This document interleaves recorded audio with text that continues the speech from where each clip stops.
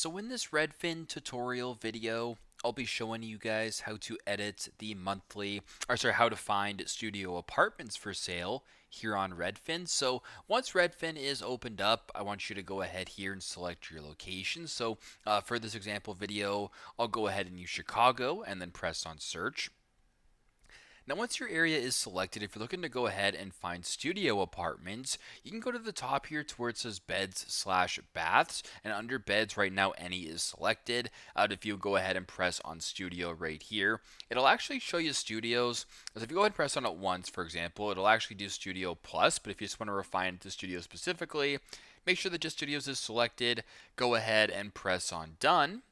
And then your options are going to be showing right here on the screen. So if you want to zoom in a little bit more, you can view specific areas as well as certain listings.